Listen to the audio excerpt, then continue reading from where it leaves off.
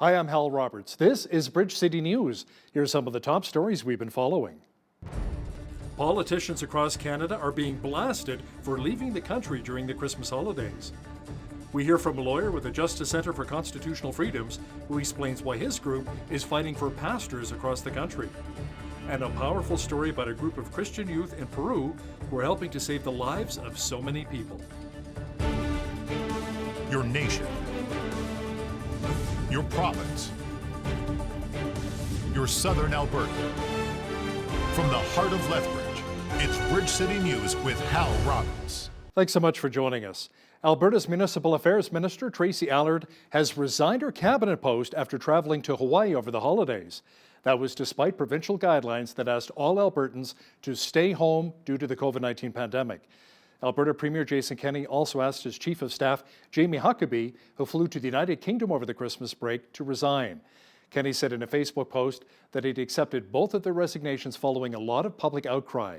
Kenney said he also accepted the resignations of MLA Jeremy Nixon as Parliamentary Secretary for Civil Society and MLA Jason Stephan from the Treasury Board.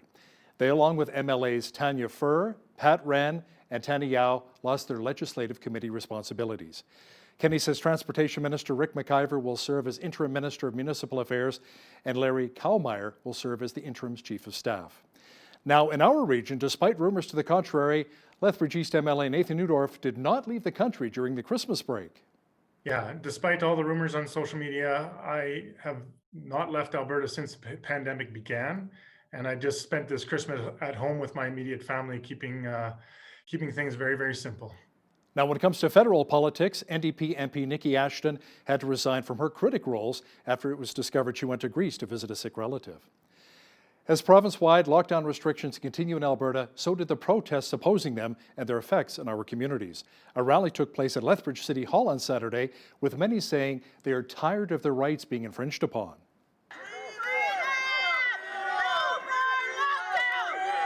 Dr. J. Bacharacha is a professor of medicine at Stanford University, and I'm sure I butchered his name. He wrote a paper called A Sensible and Compassionate Anti-COVID Strategy. So him and two other epidemiologists that are very, very well known worldwide put together a paper. And they said the most compassionate approach that balances the risks and benefits of reaching herd immunity is to allow those who are at minimal risk of death to have their lives normally, to build up immunity and to the virus through natural infection. And that is the way that we're going to be dealing with this, while better protecting those who are at higher risk. And we call that focused protection. So that's when we get everybody having antibodies, and therefore we protect society in that manner. The Christmas Hope campaign is wrapped up in our city, and that means the final numbers are in for families who were helped out. As Micah Quinn explains now, organizers say that this year's results were better than anticipated, even during the COVID-19 pandemic. The Interfaith Food Bank, Lethbridge Food Bank, the Lethbridge Salvation Army, Lethbridge Family Services Angel Tree, and My City Care Shop of Wonders assisted in providing food and toys for 5,808 adults and children for the Christmas Hope campaign. So that's over 4,400 children and over 1,300 adults. The Christmas Hope program was another success. We had another year of successful event. Our 5-agency partnership has always worked really collaboratively very well, and we're really proud of this partnership because it allows all of our organization to be able to reach out to individuals in Lethbridge and surrounding area and make sure that nobody falls through the cracks. The Lethbridge Salvation Army served 527 children in the Lethbridge area. We served about another 44 children out in Fort Macleod. Now, those are our families who register, and those are our families who are obviously in need. But again, the partnership we have within the city is fantastic. We have a lot of, we cover a lot of bases, we cover a lot of ground together, and we help mitigate some of the abuse that takes place, of course, in any kind of thing that you might offer on a public level.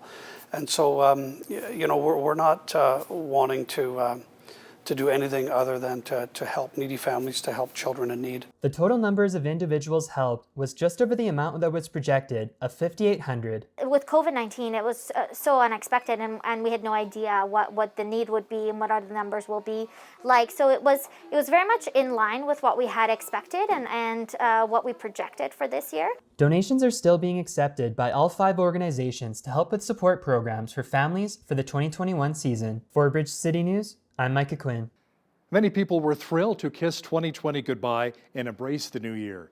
With 1 in 10 Canadians losing their jobs and mounting stress due to the pandemic, a lot of people are seeking a more meaningful life in the new year. As Ainsley O'Reilly discovered, an attitude of gratitude could be the key, and science will back it up. Scholars from all over the world have deemed gratitude beneficial in numerous areas of life. From getting a good night's sleep to psychological health, researchers say daily gratitude practices can actually shift your brain chemistry. Practicing them over and over rewires our brains and makes us a more positive person. And therefore, we approach everything with an air of humility and gratitude, and it makes us a better person. And those sort of rewirement type of things, they generally get better the more you do them. They get more ingrained in our minds, just like with any habit. Experts also say that physical and mental health are interconnected. While local health coaches will create a meal plan for you and help you reach your fitness goals, they may also work with clients to build mental stamina. Because we don't have our mental health where it needs to be, all of those, the physical results that we're aspiring to have, they're not going to last, or they're not going to be long-term, or they're not going to come from an authentic place. So incorporating mindset practices, daily gratitude practices, I am statements, things like that is super, super crucial. Gratitude is largely a part of the religious community. Faith leaders share its importance as we navigate a new year with new challenges. If you are ungrateful, you will live not only from physical infestation of pain and suffering, but psychologically, emotionally, spiritually, you will suffer. That is why when we talk about gratefulness, it's not a suggestion. It is a commandment. For Bridge City News, I'm Ainsley O'Reilly. The Justice Centre for Constitutional Freedoms is fighting for Ontario pastors and church elders who've been fined for holding church services.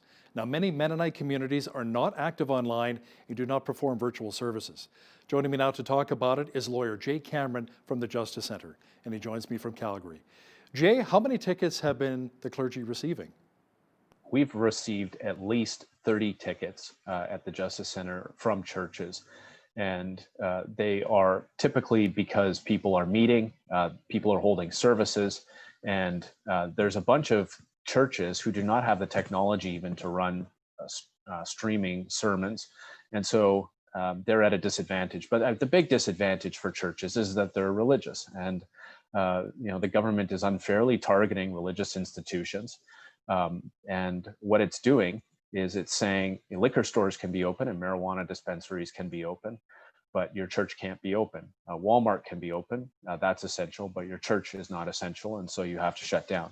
And so we are picking up 20, 30, 40 tickets right now, and our intention is to have the government fight every single one of them in court, and we are going to contest them and make them prove the facts and the evidence. And our position is that they are abusive and ridiculous. Now, how many churches are you fighting for, and do these cases extend beyond Ontario? We have at least 20 clients in Ontario. We have 10 or 15 clients in Alberta. We have a number of clients in British Columbia. We have clients in Saskatchewan. And they have each of these entities has a constitutional right under Section 2A of the Charter to hold a religious service.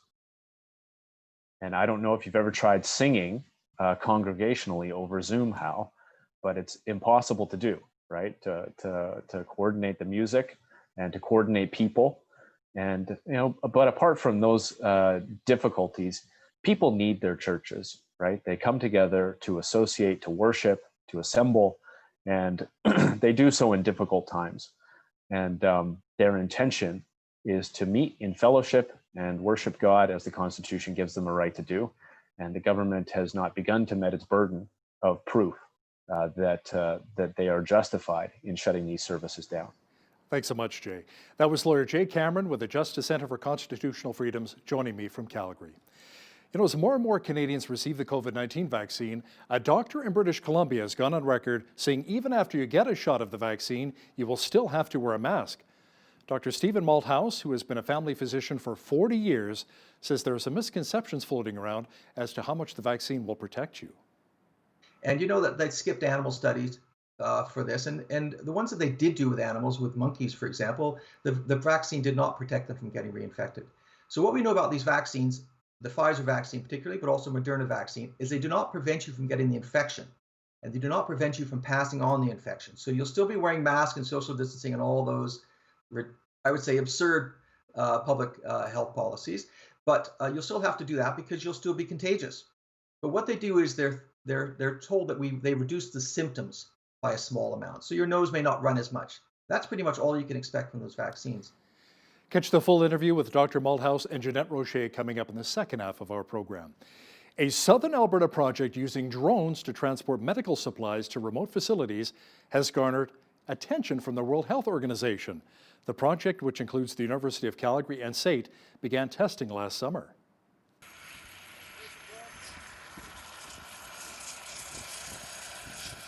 Having this technology to be able to deliver, personal protective equipments and swabs and testing kits to their health center in future, I think is gonna really improve the outcome for our community members in terms of health. We can also use the drone technology if there is, let's say, if there is interruptions in the highway, if the highways are closed because of accidents, or maybe if there is the weather, the snow and everything. We can ask them to provide those PPEs and come to the health center. This is just a pilot project, but I mean, if you see the concept, we do have a lot of First Nation communities, which is quite remote, right? There's no even roads. This is phase one, yes. Test is going excellent. So far we've had 2 missions, both very successful, and they've been exactly as what we had hoped. We have about a 2.5-hour flight time. With 45 kilogram payload. And if we start utilizing our longer range antenna to allow it to go longer distances, we can get quite easily 60 kilometers and beyond. Police say 2 teenagers charged in the first-degree murder and the death of a Calgary police officer are scheduled to have their bail hearing this week. The 17 and 19-year-olds turned themselves in on Friday afternoon. That was less than 24 hours after Sergeant Andrew Harnett died from injuries sustained during a traffic stop on New Year's Eve. Police have said that Harnett was struck and dragged by an SUV that he'd pulled over. Relatives of 4 people killed in a helicopter crash on New Year's Day have been identified as members of a family who lived on a ranch in the hamlet of DeBolt, Alberta. The families of Wade and Aubrey Beliski say they're grappling with the loss of the couple and 2 of their children, aged 8 and 2. The statement says Wade and Aubrey are survived by 3 remaining children. RCMP have said that first responders received an emergency signal from a helicopter and arrived to find the aircraft crashed in a field in nearby Birch Hills with no survivors. The cause of the crash remains under investigation. The Saskatchewan government says with the arrival of 4,900 doses of the Moderna vaccine, the far north central and far northwest regions have begun vaccinating against the COVID-19 virus. The province says that as of yesterday, just under 4,000 doses of the coronavirus vaccine have been provided to healthcare workers in Regina and Saskatoon. Saskatchewan reported 236 new cases yesterday, along with no new deaths. A super site to administer COVID-19 vaccinations opened in Winnipeg today. The province said that final appointments were wrapping up at the immunization clinic at the university and moved to a much larger RBC Convention Centre this morning. Only certain healthcare workers whose work involves direct contact with patients are eligible. The province's over 3,400 immunizations have been given since vaccines first arrived in Manitoba in December. Another 3,270 cases of COVID-19 and 29 additional deaths were reported in Ontario today. It comes as students return to the virtual classroom amid the province-wide lockdown. All students in Northern Ontario and elementary students in Southern Ontario will resume in-person learning next week. High schoolers in Southern Ontario will continue online learning until January 25th. Her Majesty's Canadian ship, the HMCS Halifax, and its crew of 252 is setting sail for a 6-month deployment. It is part of Operation Reassurance with new COVID-19 restrictions in place. As the 15th Canadian warship to deploy on Operation Reassurance since 2014, HMCS Halifax will join standing NATO Maritime Group 1 in support of NATO's assurance and deterrence measures. One of 4 multinational, high-readiness maritime groups, standing NATO Maritime Group 1 provides NATO with a continuous maritime capability in order to help establish alliance presence, demonstrate solidarity, and enhance interoperability amongst allied naval forces. Throughout her deployment, HMCS Halifax will serve as flagship, as Canada will command standing NATO Maritime Group 1 throughout the course of 2021. A commitment that demonstrates Canada's and the Royal Canadian Navy's continued leadership as an agile, fighting force and steadfast partner. An initiative led by Christian youth in Peru is helping to save lives. Many young people recruited volunteers to donate blood to help improve the health of sick children in the South American country. As we hear in this next report, boys and girls undergoing chemo and being treated for leukemia are benefiting exponentially from these blood donations. As a gesture of goodwill, members of the Christian Missionary Alliance Church in Lima, Peru, donated more than 1,500 units of blood to benefit almost 500 cancer patients, including children undergoing chemotherapy and treatment for leukemia and burns. Due to COVID, volunteer donations have decreased since the donors have been staying at home, and that's why we came here, knowing that this church is a caring institution that always works with us to benefit our children. The units of blood were sent to 8 different hospitals, including the National Institute for Children's Health. I felt it was needed for the people, and especially for the children, who were in the hospital, and I wanted to do my part. The donations were received at 36 Christian Missionary Alliance locations, 14 of which are in Lima, and other 22 are in the provinces.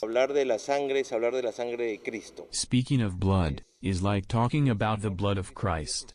If the Lord Jesus Christ offered up his blood to give salvation to us sinners, the blood that we give to help so many children, and not just children but whoever needs it, is a demonstration of love, just as God showed us his love through his Son Jesus. The blood donation drive was also acknowledged by the Peruvian Ministry of Health on its official website.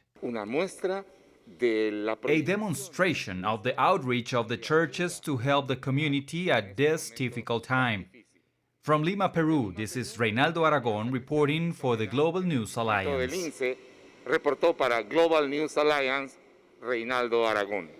Nice to see the church helping out once again. We had lots of blue sky across much of southwestern Alberta today and mild temperatures.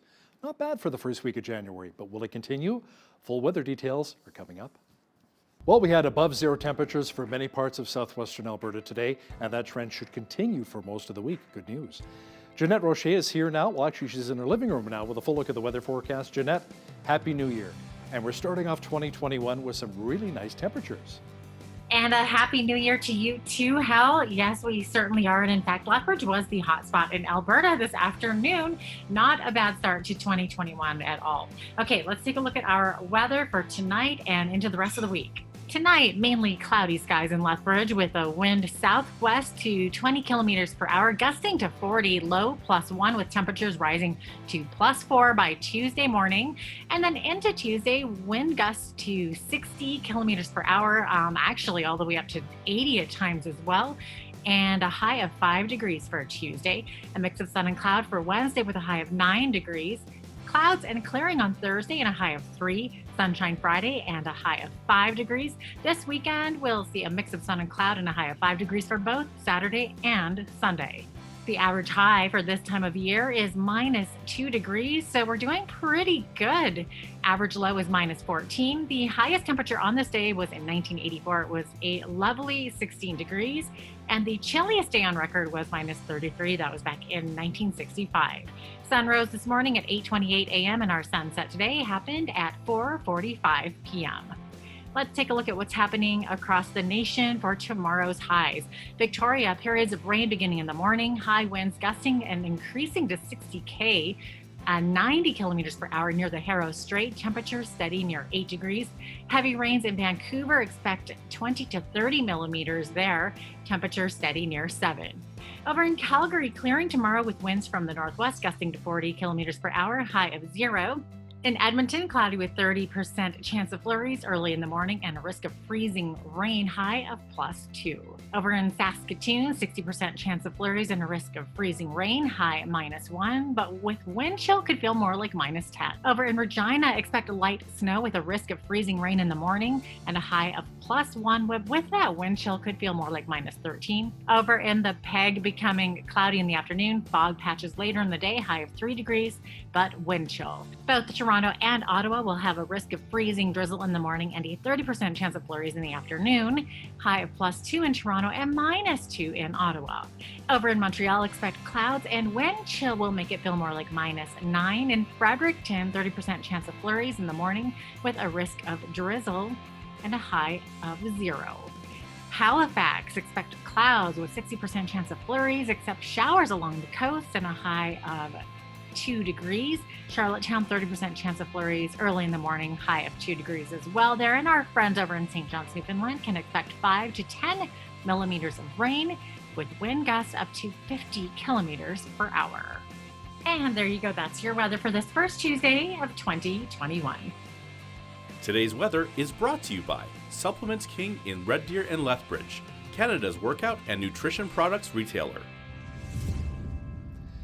By 11:17 a.m. on the first workday of 2019, the average top 100 CEO in Canada made as much money as the average Canadian worker made all year. Now, that's the finding of an annual report by the Canadian Centre for Policy Alternatives.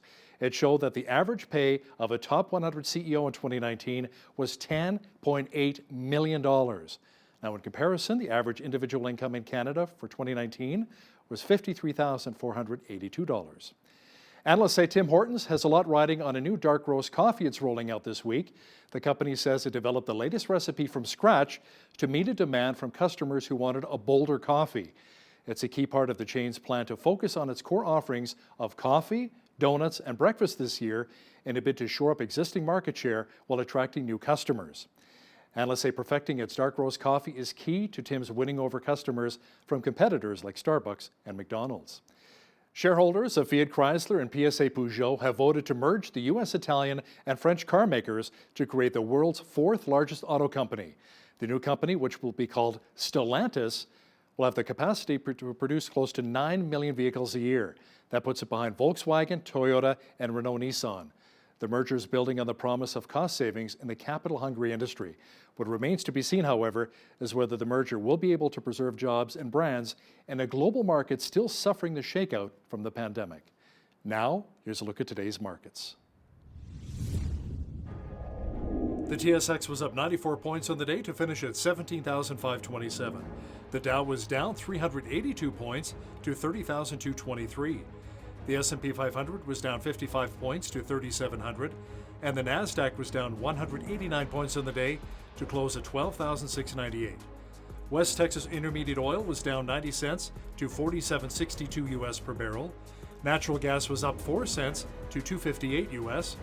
Gold was down a cent to 1942.89 US an ounce, and silver was even on the day at 27.24 US an ounce. Wheat is at $274 per metric ton. Barley's at $277, canola's at $6.29, and corn is at $310 per metric ton. Live cattle were down $273 to $112.30. Feeder cattle were down $4.20 to $136.03, and lean hogs were up 95 cents to $71.23. The Canadian dollar was down slightly over the past 24 hours to 78.22 US.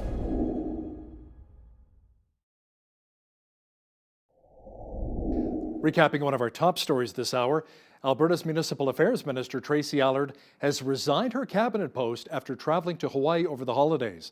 That was despite provincial guidelines that asked all Albertans to stay home due to the COVID-19 pandemic. Alberta Premier Jason Kenney has also asked his Chief of Staff, Jamie Huckabee, who flew to the United Kingdom over the Christmas break, to resign. Kenney said in a Facebook post that he had accepted both of their resignations. Transportation Minister Rick McIver will serve as Interim Minister of Municipal Affairs, and Larry Kallmeyer will serve as the Interim Chief of Staff. There's a doctor who says you may still have to wear a mask even after you receive the COVID-19 vaccine. Hear the powerful interview with BC Dr. Stephen Malthouse and Jeanette Rocher coming up right after the break. As the COVID-19 lockdowns and restrictions continue across Canada, some say it's too little too late, while others believe it's too much and is making things worse, not better. Joining me from Denman Island, BC, to discuss this even further is Dr. Stephen Malthouse, a family physician. Dr. Malthouse, thank you so much for joining us today. Thank you for inviting me. All right, so you've written an open letter to Dr. Bonnie Henry, which is BC's provincial health officer, voicing concerns over the approach that the government has taken to flatten the curve of COVID-19. Now, you believe the evidence clearly shows that the pandemic is over and that there is no second wave, or that no second wave will follow.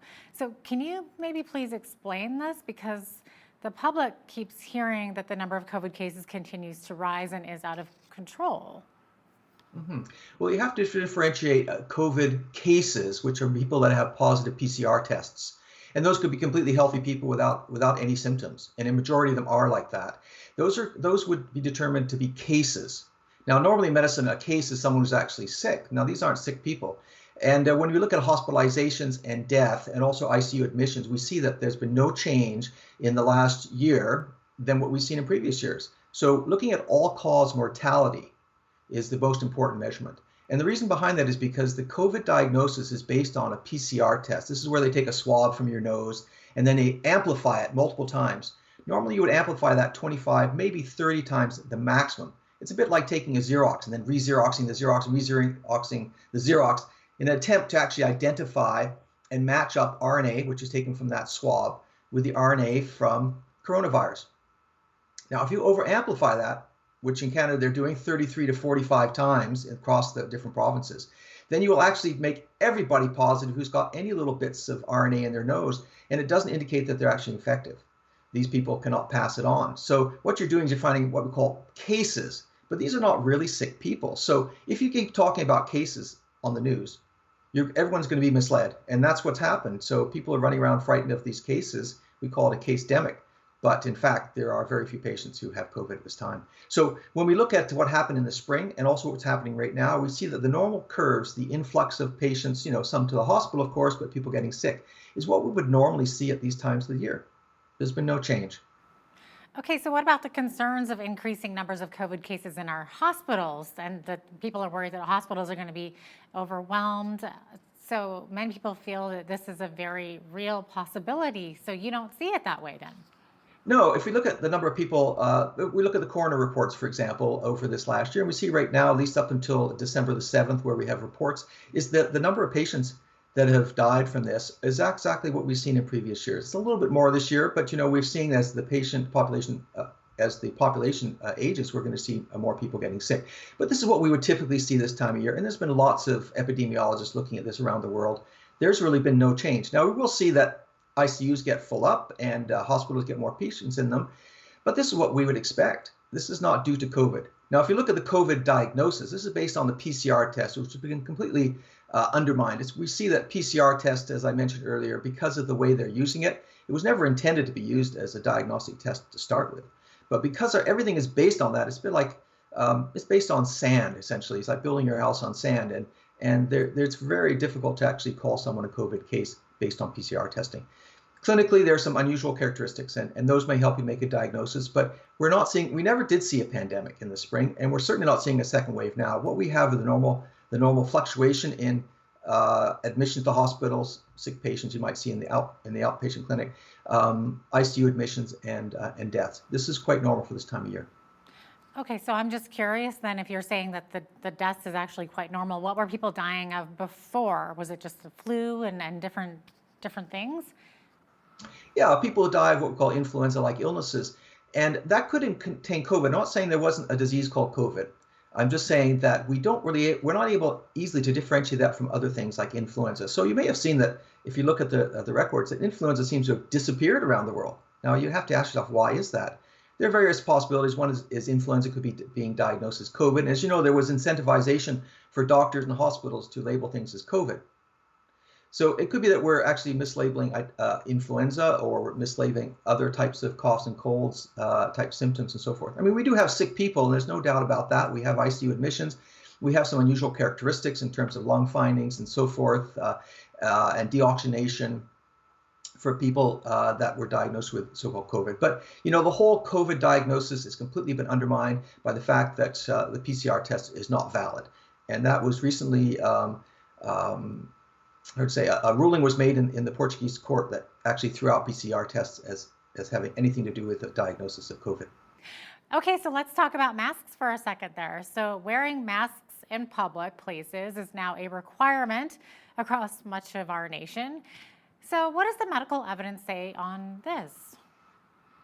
Well, the evidence for masks is actually that they don't work, and they're more harmful than we would suspect. And there are various reasons for that. First of all, we're talking about aerosolized tiny particles. These are 0.1 micrograms in size, microns in size. And so that they actually pass out through the sides and tops and bottoms of the mask. They can actually pass right through the mask in many cases. Because it's aerosolized, it goes out into the air and it can linger in the air for 1 to 3 hours.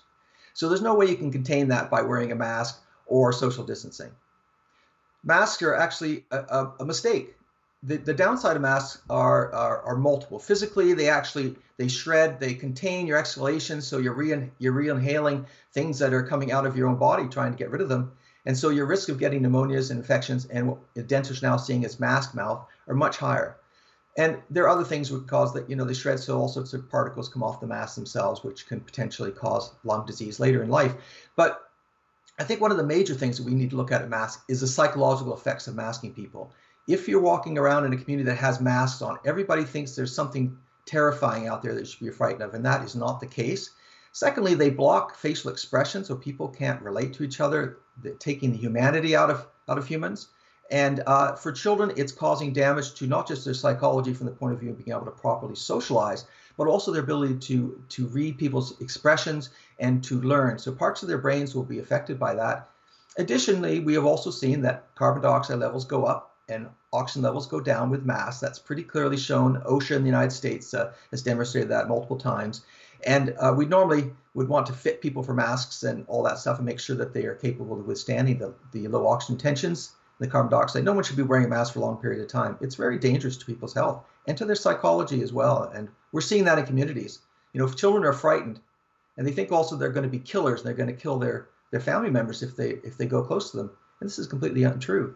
So we're teaching children to be frightened of going near other humans, afraid to go near other family members, and being isolated. And this is actually a torture technique that's used by the CIA. Oh my goodness. I think we're almost getting so used to seeing people in masks that you almost don't even see the mask anymore, though. So you were mentioning, I know, so you were mentioning social distancing isn't effective either then? Talk about that a little bit.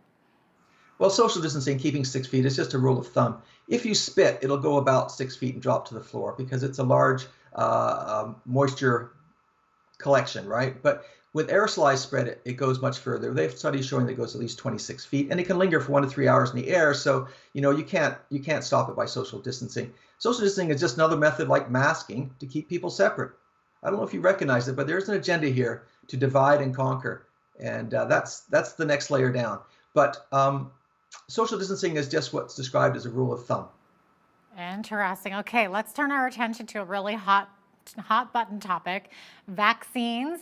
So we now have the COVID vaccines that are being introduced to the public, promising to effectively protect us from the virus.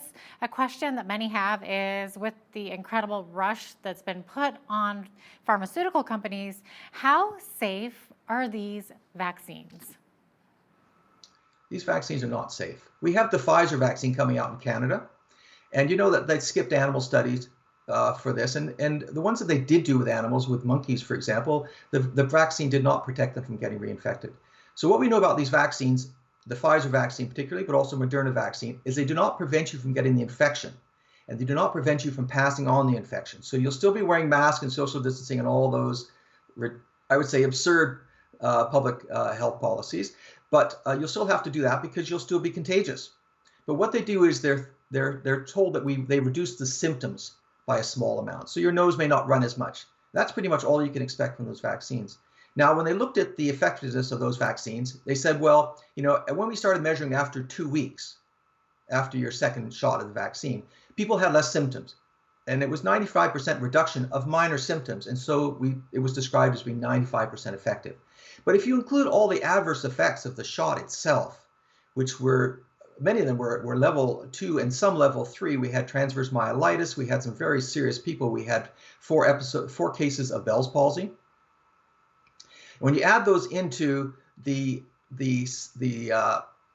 effects that people got when they were later exposed to the natural coronavirus, we see that the number of symptoms that were the collection of the two, the adverse effects from the shot itself, plus the wild coronavirus contagion symptoms, that those far outweighed what you would get if you didn't do anything.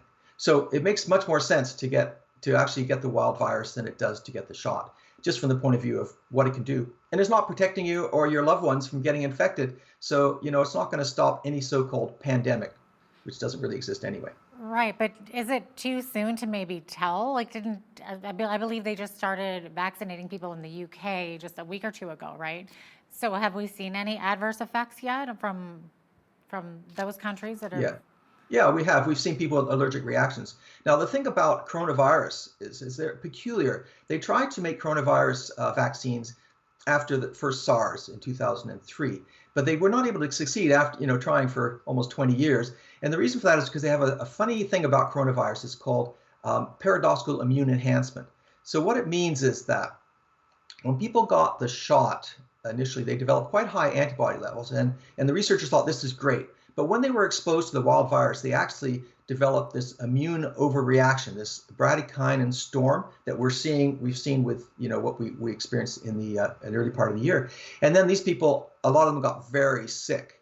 And this is what they saw with animals, that many of the animals, almost all of them, died in those research studies. Of course, they've skipped animal studies in a lot of these most recent trials for COVID vaccine. When they did a very similar one with with what's called respiratory syncytial virus in children in the 1950s, they tested 35 children, and 80% of them ended up in the hospital when they were exposed to the wild virus after getting the shot, and 2 of those children died. So they really stopped doing this type of vaccine investigation and production in this particular type of virus. This is a very dangerous experiment that's going on right now, and they're using humans as guinea pigs. That's why we're waiting now to see what happens after you roll it out among Canadians. Canadians are going to be guinea pigs, and I tell you, I would not take the vaccine myself. So you're saying that you wouldn't take the vaccine, and you are a medical doctor. Are you advising your patients not to, or you're just not saying anything? Informed consent is very important. So I think patients can make their own decision of whether they want to have this vaccine for COVID-19. I would say there's no benefits for it. It may reduce your symptoms a little bit, but it will not protect you from getting infected. And the chances of having an immune overreaction that is triggered by the vaccine is so very high that it's going to be much more dangerous than it's going to be beneficial. So I would tell my patients that and let them make the decision. I don't think I would actually be giving my patients a vaccine, because the first part of the Hippocratic Oath is to do no harm. So I would, I think, be restricted in giving them something I thought was very, very likely to cause them harm. Now, Dr. Malthouse, are there other doctors that feel the same way that you do? Yes, there are doctors all across Canada and all around the world that are saying the same thing, but nobody is listening to them. We're rolling out an agenda that is not based on science or evidence. And you'd have to ask yourself why that is. Why would public health be trying to push a vaccine which they almost have to mandate and coerce you into getting if it's that great? It's because it's very dangerous. And if it's an agenda which does not match public health as it should be. There should be a lot of questions coming up in people's minds as to what is going on here, because our government, our public health, our institutions, they're all pushing something which scientists and epidemiologists, vaccine researchers, people that have been actually in the field all their lives are saying is not good for the public, and yet it's being pushed. You raise an interesting point, because one thing that is of particular concern is the move by politicians and many media outlets to shut down any vigorous debate and any dissenting medical opinions on this issue, right? So how can it be a bad thing to have an open discussion on what the best approach might be to handle the challenges of COVID-19? Exactly right. When you have censorship like this, you have to ask yourself, why is it that all the platforms on the internet, all the mainstream media, that they're completely censoring scientists and doctors around the world? And there's a reason for that, because they have an agenda, and the agenda is to push the vaccine. Now, why would they push a vaccine? Well, it could be that it's going to kill a lot of people. It could be intended to do that. The second one would be that we're looking at passports. Now, passports are a way of tagging you and making sure they know where you are and what you've got. So we could make a lot of money on the vaccines. That's one possibility. The other one is for surveillance. And now surveillance will lead us down further paths. In other words, the vaccine may not be mandated in Canada. Well, I'm sure there will be attempts to do that. But it certainly people will be coerced. By that, I mean that they will not be able to go on airplanes, they will not be able to travel public transport. Employment may be based on having the vaccine. You may not be able to go into public spaces. All those types of coercion will come out, and people will be forced to take it. Now, the other thing is that the attack on Main Street, and getting rid of little businesses, small and medium-sized businesses, means that people will be desperate. They'll have to close their stores because of all these, these artificial lockdowns, which are not doing any good whatsoever. And people being afraid to go out into public and to go to stores. So those stores are going to lose their business, and they're going to go out of business. And subsequently, people will be impoverished, and they'll be starving. And so they'll do whatever the government says to get a handout, food and a little bit of money. And in that will be have the vaccine and also to be tagged and surveilled. So that's what's coming next. That is so unfortunate to hear. And I have so many more questions for you, and unfortunately, we are out of time. But thank you so much, Dr. Malthouse, for joining us today. It's been my pleasure. Thank you for having me. Nations around the globe have had their best scientists pushing hard and fast to develop a COVID vaccine, and now they're beginning to be put into action. Is this the answer to the pandemic, or is it too soon and potentially a long-term health problem? Joining us from Upland, California is Dr. Fazal Rana, the Vice President of Research and Apologetics at Reasons to Believe. He is a biochemist and is the author of Humans 2.0. Dr. Rana, thank you so much for joining us today. Thanks for having me. Absolutely. Now, Dr. Rana, how much do we know about the new vaccines coming out now? First of all, do we know with any certainty how effective they'll be at preventing the spread of COVID-19? Well, all indications are that these vaccines from Pfizer, BioNTech, as well as from Moderna are going to be highly effective. The phase 3 clinical studies indicated a 90% effectiveness rate. Just as a point of comparison, the annual flu vaccine that we receive is about 40 to 60% effective. So these are potentially highly effective vaccines. That's very good news, and should put a lot of people's minds at rest. So I understand that these particular vaccines are what is called a messenger RNA vaccine. So some people believe that this actually changes our DNA. Does it? Can you explain this? Yeah, these vaccines are inherently safe, and so the vaccine is not going to change anybody's DNA. And the reason for that is because the key component, as you mentioned, is messenger RNA. And this molecule is not actually very stable. And so the researchers that developed these vaccines actually had to do some alterations to the structure of the molecule to make it more stable, just long enough to get to the cells.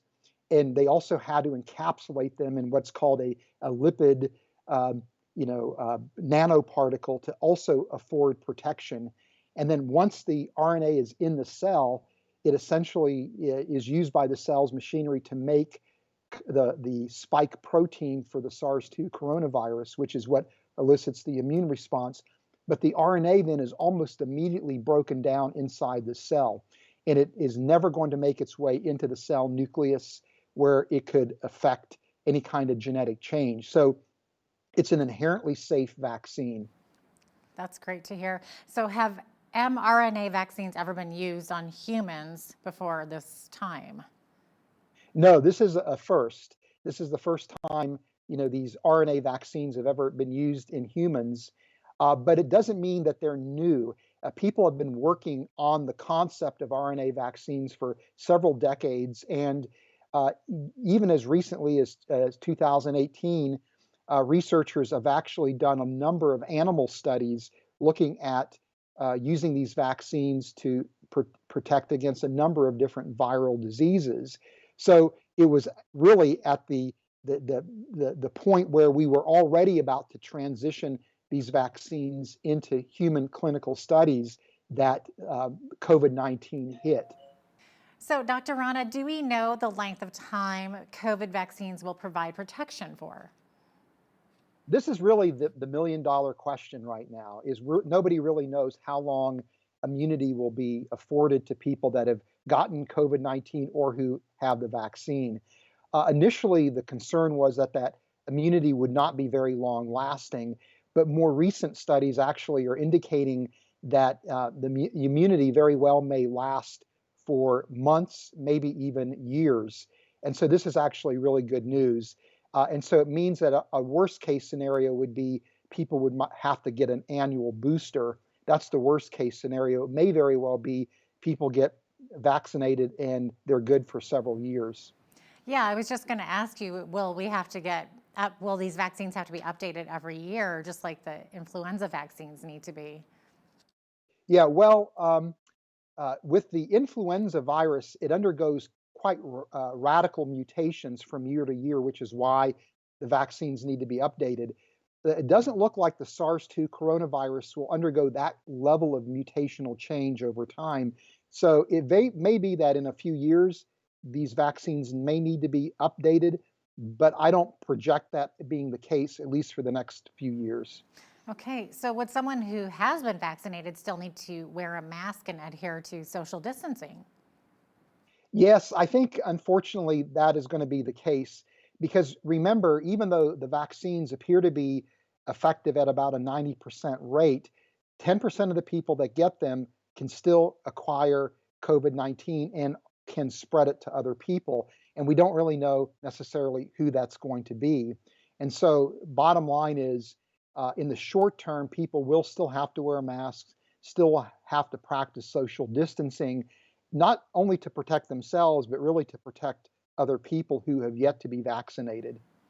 Yeah, for sure. So the concern many people have is that because the process has been too rushed, there's a potential health risk. At least one vaccine has had some side effects of Bell's palsy show up in some patients. So how risky are the vaccines potentially? You were kind of alluding to the fact that you think they're pretty safe.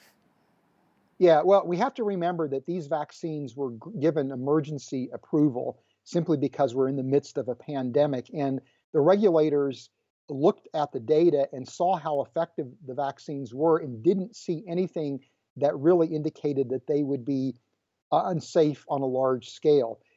With any kind of medical treatment, including vaccines, there's always potential for side effects. You never can really escape that. And so the biggest concern that I've seen is for people that are hyperallergenic, who respond to things by developing allergies really quickly. They might be susceptible to an allergic reaction to the vaccines. As you mentioned, there in both the Moderna and the Pfizer studies, 4 individuals developed Bell's palsy. It could be due to the vaccine, or it could just simply be happenstance. So that clearly isn't understood. And so I imagine we will see side effects emerging over time as these vaccines are used more broadly. But I think those side effects are only going to affect a relatively low number of individuals. So as a whole, I think these vaccines really are safe. There's ongoing debate as to whether the COVID vaccine should be mandated for health workers and even for the public at large. Any thoughts on that? Is this ethical? Is it necessary? Yeah, that the idea of mandating vaccines, I think, really doesn't sit well with most people because they see that as robbing them of their individual rights and their individual freedom. I probably anticipate seeing something that would be called an if-then mandate more so than a universal mandate, meaning that if you are, for example, a healthcare worker or if you are a first responder, then you must get the vaccine. If you perhaps are a teacher or student, you must have the vaccine. We already require students to be vaccinated before they can go to public school. So I would see more like an if-then mandate. And that way you don't rob people of their individual freedom to choose to be vaccinated or not, but that you put in place common sense practices so that if people are going to travel or if they are assuming certain roles or positions in society, they must be vaccinated. Right. There's also debate as to the ethics of who should receive the vaccine first. Should it be healthcare workers, the elderly, government employees, children? Any thoughts on how that should be handled? Yeah, right now my biggest concern is with the equitable distribution of the vaccines. And Moderna thinks they can produce about 1 billion vaccines by the end of 2021. Pfizer and BioNTech think they can produce about the same number. So that's about 2 billion vaccines. There's 6 billion people or so in the world, which means not everybody's going to have access to the vaccines within the first couple of years. I project, unless we develop more production capabilities. So that's going to be a real issue. And so when it comes to an individual country, an individual society, I think that the common sense approach makes sense, where again, you're making sure healthcare workers, first responders are vaccinated. I think you then move to the more vulnerable populations, which would obviously be elderly people. That makes sense. That's the way you're going to save the most lives. Also of concern, at least in the United States, is that certain minority communities are much harder hit by COVID-19 than others. So the Latino and African American communities are hard hit. You could make a case that they should actually get moved to the front of the line to get the vaccines. So to me, I think it's really a common sense approach where the eye is towards protecting people, but also ensuring that we save the maximum number of lives. There's some crazy conspiracy theories going around that there's an agenda, that certain groups of people are being used as guinea pigs, so to speak, to get the vaccines first. Any thoughts on that? Yeah, that's the real concern, particularly when you recognize that minority communities are vulnerable communities, but there's a long history of exploiting minorities, at least in the United States, for this kind of medical research. So it really is a sticky issue, and all I can do is say, look, the vaccines appear to be safe, and our assessment is a reasonable assessment based on all the data that we have. But somebody has to be first in line, right? And so we actually are asking medical workers who are on the front lines already, who are risking their lives, to go one step further and to be, in effect, the very first people to receive the vaccines. So we're asking a lot of them in that sense. But again, everything that I see is the vaccine is safe. I wouldn't have hesitancy to be vaccinated tomorrow if the opportunity presented itself. Okay, and Dr. Rana, how forthcoming and how transparent are these companies being, like Pfizer, in terms of what is actually going in the vaccine, the ingredients and whatnot? I've heard other doctors say that they're cloaking them, but is there any truth to that? Well, I mean, they have produced ingredient lists, and as I've gone through the ingredient list, it makes sense with respect to everything that we've seen. So everything in the ingredient list has been disclosed, and the chemical formulas are well known, and their biological effects are well known. Most of the ingredients are things that occur naturally in our bodies. The buffers that are used are naturally occurring. There's cholesterol, there are phospholipids that are naturally occurring membrane components, sucrose, which is a cryoprotectant. RNA is part of our bodies, and the RNA has been modified, and the modifications are proprietary, but it's designed to improve the stability and reduce the immunogenicity of the RNA. So there are some lipid components that are non-natural, but these have been studied in terms of their effects on human beings. So the companies, in my view, have been forthright. And when I look at the ingredient lists, everything makes perfect sense that I see there in terms of how they're contributing to the effectiveness of the vaccines. Yeah, that's great to know. Now, Dr. Rana, you are in the interesting position of being not only a bioscientist, but also you work with a ministry, right? Reasons to Believe. So with that in mind, is there any thoughts on if there's a divine purpose or how God might be involved in some way with the COVID situation? Yeah, well, I mean, we could spend a long time unpacking that question. Right. But to me, I see God's providential care for humanity in the midst of the COVID-19 pandemic. In part, we have these incredible immune systems that are so sophisticated and elegant that really afford us as human beings protection from a wide range of different types of pathogens. And so that's the first place I see God's providence. But I also see science as a gift to humanity from God. And it's because of science that we've had, I think, largely effective public health policies that have slowed the spread of this virus.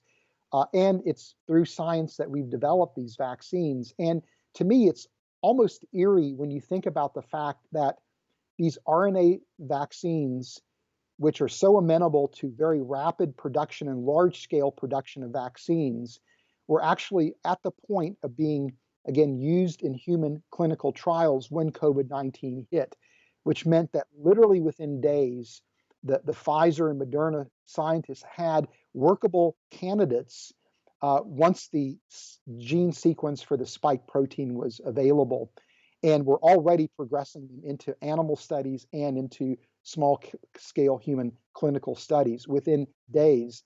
That coincidence and timing, to me, screams of God's providential care for humanity, that we were already positioned to deal with this pandemic because of God's providence. Isn't that interesting? Well, it looks like we are out of time, but thanks so much for your time today, Dr. Rana. Appreciate it. My pleasure. That is Dr. Fazal Rana, the Vice President of Research and Apologetics at Reasons to Believe. I'm Jeanette Roche on behalf of all of us here at Bridge City News. Thanks for watching.